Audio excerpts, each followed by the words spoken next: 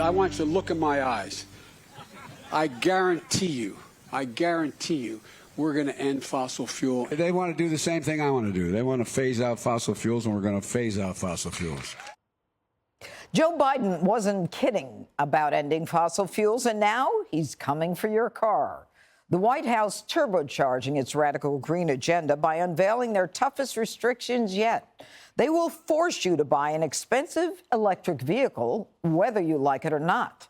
The new rules target tailgate emissions, and the goal is to have 67% of new vehicles to be electric by 2032. And keep this in mind, only 6% of cars sold last year were electric. But there's a big problem. Americans don't want them. Just 19% say that they are very likely to buy an EV. And hey, it's no wonder the average EV costs $40,000 or more, but Biden's people say it will actually save you money.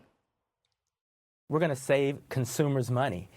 These vehicles don't require as much maintenance. Obviously, the gas prices are a little steeper, and electric vehicles will be cheaper over the lifespan. And like all things, Joe Biden, China is the big winner here. They own 75% of the world's lithium-ion battery manufacturing capacity. However, the EPA administrator says, don't worry about the commies. We have to walk and chew gum at the same time. This proposal doesn't kick in till model year 2027. So we've got some years to ramp up. We hope that we can take advantage of that runway and follow the investments of historic legislation to bring manufacturing, especially battery manufacturing, back here domestically.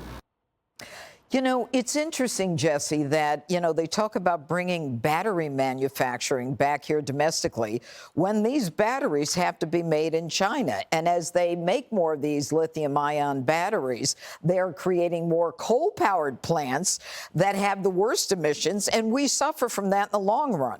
Yeah, we dominate the oil space. China dominates the lithium space, and we just surrender and say, okay, China, you have all the power.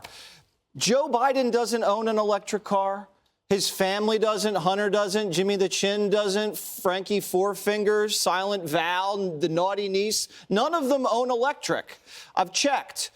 And if you're saying I'm going to shut down all the power plants in the country, at the same time telling everybody to plug in an electric car, what's that going to do to the grid, Judge? Boom, it blows up the grid.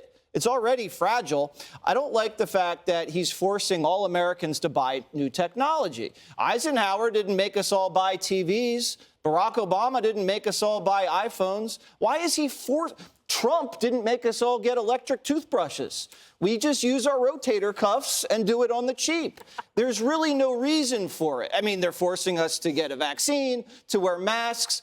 Enough already with the forcing. Let us choose what we want to do. The light bulbs, don't get me started. The gas stoves, don't get me started. Did you know this statistic? I found this out today, Judge. It's going to rock you.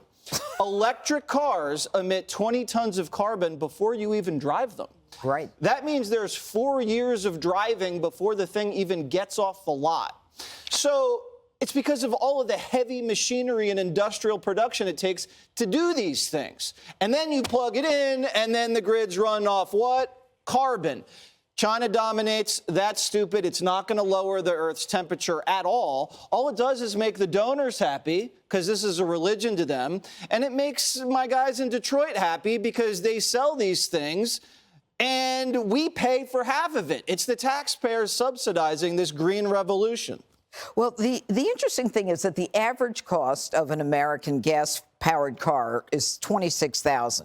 The average cost of an electric car is $64,000. So how is this going to be cheaper for Americans? We already know we put $31 billion, Geraldo, into subsidies to boost EVs, but it seems like everybody but the ordinary person is getting those boosts. Well, I think that, as you've seen with Tesla, Judge, the prices are dropping. I think that the more are manufactured, the greater the pace of the price drop. I think it'll become much more competitive.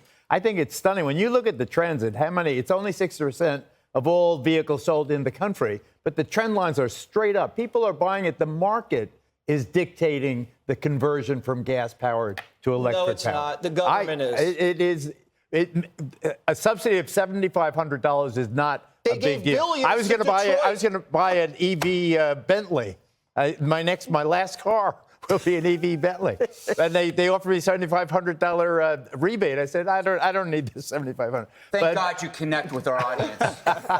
Okay, But the fact of the matter, when you see what is happening in terms of the private sector, people are buying. I mean, we can scorn it, and coal mines and lithium and all the rest of it. It is changing. It is changing at a pace more rapid than we ever anticipated.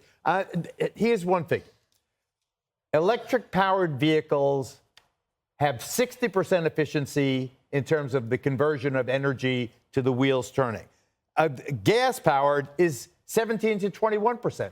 Electric vehicles are 3 times more energy efficient in terms of making your car go than gas-powered. Yeah, but that alone is enough to dictate this monumental change, which is happening regardless. well, apparently the message ain't getting out because Americans don't want to buy them. But Dana, there is also an increase in premiums by insurers because the batteries cannot be repaired. And that doesn't even deal with the fact that the battery's as big as the chassis in the bottom of the car.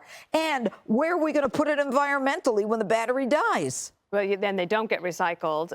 This is great for child laborers in Congo who get buried alive trying to mine these minerals for everybody who wants these electric cars. It's not only the donors are happy because it's like they're philanthropic or they care. They own these companies that are getting the benefit from it.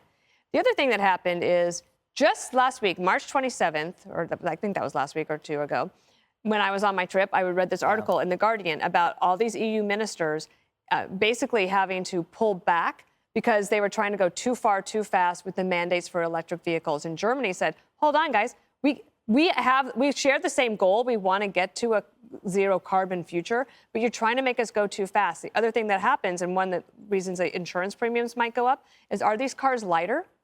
And if these cars are lighter, what does that mean on the highway? What about safety? And so there's a whole cost-benefit analysis and risk analysis that needs to be done that will happen. This is not automatically going to happen, but this signals to all the industry that this is where the government wants to go, so they start changing anyway. You know, Greg, I know you have very sophisticated taste when it comes to cars. You like older cars. I mean, how does it feel, the idea of you're driving the same car that everybody else is driving? Do you get bored at that thought?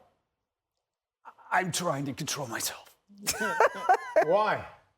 Because you said EV Bentley. And you just explained why people like you find it so easy to sermonize about electric vehicles because you can afford it. Are you attacking me? Yes, I am attacking you. You deserve it. But then I have to counterattack when you finish. Well, no, the thing is, what I'm pointing out is you just said I just EV wanna get Bentley along. to our audience, right? Who has to pay for the charging stations?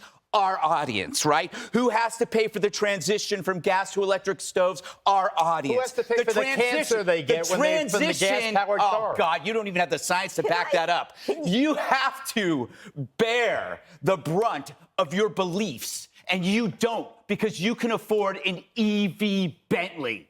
You're telling our audience to suck on it. What kind of cars do you drive? Well, when I was in the You want to list them? Chrysler, You want to list your cars? Yes. Your vintage cars? Yes, a $45,000 car. Yes. Yeah, I know. It's no Bentley. When I I'm moved sorry, to California Geraldo. in It's the no Bentley. 1960s, By the way, you could I not want to see move on. across the freeway. You stepped in it.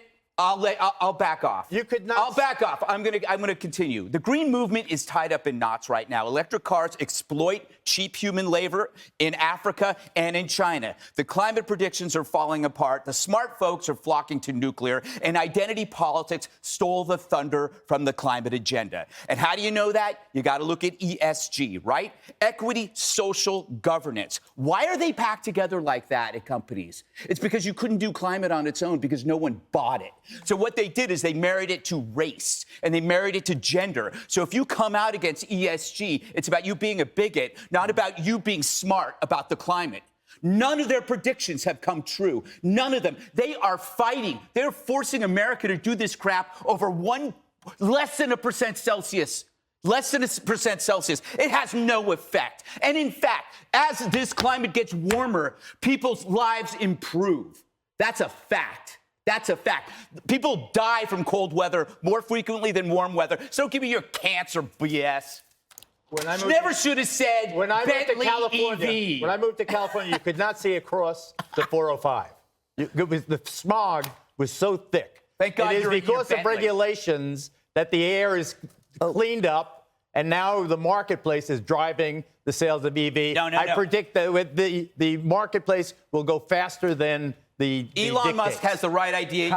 You make a car that is attractive and appealing to people, and they'll go to it. Right. And don't force people to do happening. things. You want to force people because you can afford it. At me. You can afford it. Stop pointing at me. Don't say Bentley EV. Okay, coming up, Democrats proving themselves to be totally clueless on crime and picking blood-soaked Chicago for their 2024 convention.